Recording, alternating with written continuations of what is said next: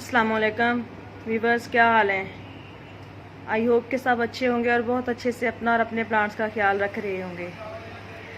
तो आज का जो हमारा टॉपिक है वो है स्वीट पोटैटो वाइन ऑर्नामेंटल को कटिंग से हम कैसे ग्रो कर सकते हैं। तो मेरे पास रूफटॉप पे तो काफ़ी सारे प्लांट्स पड़े हैं, बट मुझे फील हो रहा था कि मैं मज़ीद एक दो पॉट तैयार करूं, क्योंकि अब मौसम चेंज हो रहा है। तो अगर कोई प्लांट मेरा डेड भी हो जाता है तो मेरे पास ये प्लांट बचा रहे। तो इस तरह से ये मैंने कुछ कटिंग्स लिए हैं। ये देखें, स्वीट पोटैटो ऑर्नामेंटल, इस तरह से इसकी इनके साथ कुछ ऐसे लीव्स थे जो ब्राउन हो रहे थे थोड़े थोड़े, वो मैंने उतार दिए हैं। तो चलें इनको ग्रो करते हैं। इसके लिए आप थोड़ी लंबी कटिंग भी ले सकते हैं और 4-5 इंच की भी ले सकते हैं। तो ये वाली मैंने हल वाली मिट्टी ली है और इसमें मैंने पानी डाल दिया है अच्छी तरह से। तो यूँ होल बना के तो इसमें अब मैं ये ग्रो करूँगी अपना प्लांट इस तरह से।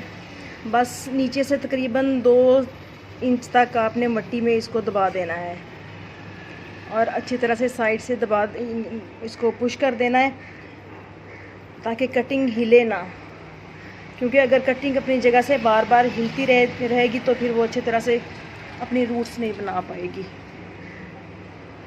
तो यूँ इस तरह से एक एक करके तो हम सारी कटिंग्स ग्रो कर देंगे यूँ, क्योंकि ये प्लांट्स नर्सरी में सब जम लेते हैं तो अच्छे खासे एक्सपेंसिव मिलते हैं। और अगर प्लांट की केयर ना की जाए, प्लांट डेड होते रहें, तो बार बार एक ही प्लांट को नर्सरी से लेना भी काफ़ी मुश्किल हो जाता है। सबसे बड़ी जो बात होती है वो नर्सरी के चक्कर लगाना मुश्किल होता है। तो इस तरह से ये वाली कटिंग थोड़ी ज़्यादा लंबी लग रही है, इसको मैं 2 हिस्सों में डिवाइड कर लूँगी। इस तरह से ये देखें,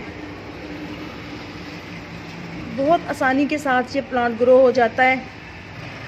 आप कहीं पार्क वगैरह में जाएं या कॉलेज यूनिवर्सिटी में जाएं, जहाँ से भी आपको मिल जाए, अक्सर ये वाला जो प्लांट है ये ग्राउंड कवर के लिए लगाया होता है। ग्रासी प्लांट्स वगैरह के सेंटर में बहुत खूबसूरत लग रहा होता है, या बॉर्डर के लिए भी लगाया होता है। तो जहाँ से भी आपको कहीं से भी कटिंग इसकी मिले तो एक दो कटिंग लाके तो आप इसको यूँ ग्रो कर लें अपने घर में। तो चंद दिनों में ये प्लांट्स अपनी रूट्स शुरू कर लेता है। पानी में रख के भी इसकी रूट्स बन जाती हैं तो भी आप इसको ग्रो कर सकते हैं, और आप इसको यूँ डायरेक्ट भी लगा सकते हैं मिट्टी में। बहुत आसानी से चलने वाला प्लांट है। और पेस्ट वगैरह इस पर वाइट फ्लाई वगैरह अटैक कर देती है बाज़ात, तो उसके लिए आप होममेड स्प्रे कर दें, या जो भी आप अपने गार्डन में यूज़ करते हैं नीम ऑयल वगैरह का स्प्रे कर दें तो वो ख़त्म हो जाएगी। मिली भग्स वगैरह का अटैक हो जाता है अगर गार्डन में हो तो। और बाकी इसको मिट्टी बेहतर के पॉट्स में हम लगा रहे हैं प्लांट तो वेल ड्रेन ही हो।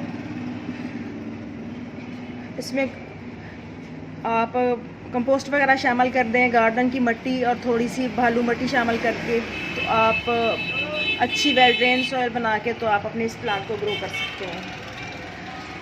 तो मिट्टी में तो मैंने पानी डाल दिया था अच्छी तरह से, अब हल्का हल्का इसके ऊपर स्प्रिंकल कर दूंगी।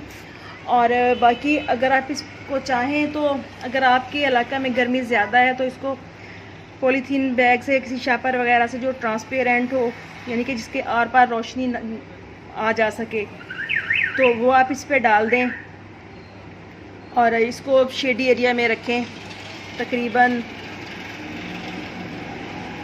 15 से 20 दिन के लिए, जब तक ये अच्छी तरह से अपनी रूटिंग और ऊपर से शूटिंग स्टार्ट ना कर ले। जब आप देखेंगे ऊपर से इसकी न्यू लीव्स आ रहे हैं तो फिर आप इसको आहिस्ता आहिस्ता से धूप में ले आएँ, क्योंकि ये प्लांट धूप को पसंद करता है। बस गर्मी की जो शदीद धूप होती है उससे बचाएं, वो भी सुबह की अगर 1-2 घंटे की मिल जाए तो बेस्ट है। उन दिनों इस प्लांट को नेट वगैरह के नीचे रख लें। या कहीं भी शेडी एरिया में किसी भी दीवार के साथ, जैसे ये वाले मेरे प्लांट्स पड़े हुए हैं, यहाँ पे बिल्कुल थोड़ी सी धूप आती है जाती जाती, तो अच्छी ग्रोथ चलती रहती है प्लांट्स की। अगर आपके इलाका में नमी ज़्यादा है, क्योंकि आजकल बरसात के बाद मौसम चेंज हो रहा है, काफ़ी सितंबर चल रहा है, तो ज़रूरत महसूस हो तो कवर करें, अदरवाइज़ ना भी करें, ऐसे शेडी एरिया में रख दें तो भी ये प्लांट अपनी ग्रोथ शुरू कर लेता है। और फर्टिलाइज़र वगैरह की इसको कोई ख़ास ज़रूरत नहीं होती, बस जब तमाम प्लांट्स को करें तो साथ इसको भी कर दें। वैसे ये बहुत अच्छी ग्रोथ करता रहता है प्लांट। तो मेरे पास जो ऊपर पड़े हैं उनमें मैं DAP भी डाल देती हूँ। आप जो भी यूज़ करते हैं, लिक्विड बना के डालते हैं, तो वो डाल दीजिए जब अच्छी तरह से प्लांट की ग्रोथ शुरू हो जाए, क्योंकि जब तक कटिंग अच्छी तरह से स्टार्ट नहीं हो जाती, इसको हम सनलाइट में नहीं ले आते, तब तक आप इसको कोई भी फर्टिलाइज़र वगैरह ना डालें तो ज़्यादा बेस्ट है। तो okay friends, sweet potato wine को कटिंग के ज़रिए कैसे ग्रो करना है, उम्मीद करती हूँ कि अच्छी तरह से आपको समझ आ गया होगा। और आप भी अगर आपके घर में है तो बहुत ही बेस्ट है, उसको कटिंग के ज़रिए मज़ीद बढ़ाएं, अपने घर में मज़ीद पॉट्स तैयार करें। और अगर नहीं है तो आप किसी रिलेटिव्स के यहाँ है या कहीं जिससे भी आपको मिलती है तो आप लेके उसकी कटिंग्स लगाएं और अपने गार्डन को खूबसूरत बनाएं। और इसका जो मैरून वाली स्वीट पोटैटो वाइन होती है उसके साथ या दूसरे जो बहुत सारे प्लांट्स होते हैं, कोलियस हो गया और एरिसीनिया हो गया, इस तरह के प्लांट्स के साथ अगर आप कम्बिनेशन में रखते हैं, पर्पल हार्ट प्लांट हो गया, तो कलरफुल सा लुक देते हैं आपके गार्डन को और बहुत ही खूबसूरत नज़र आते हैं ये प्लांट। तो ओके फ्रेंड्स, इजाज़त दीजिए, फिर मिलेंगे नेक्स्ट वीडियो में नेक्स्ट टॉपिक के साथ। दुआ में याद रखिएगा। अल्लाह हाफिज़।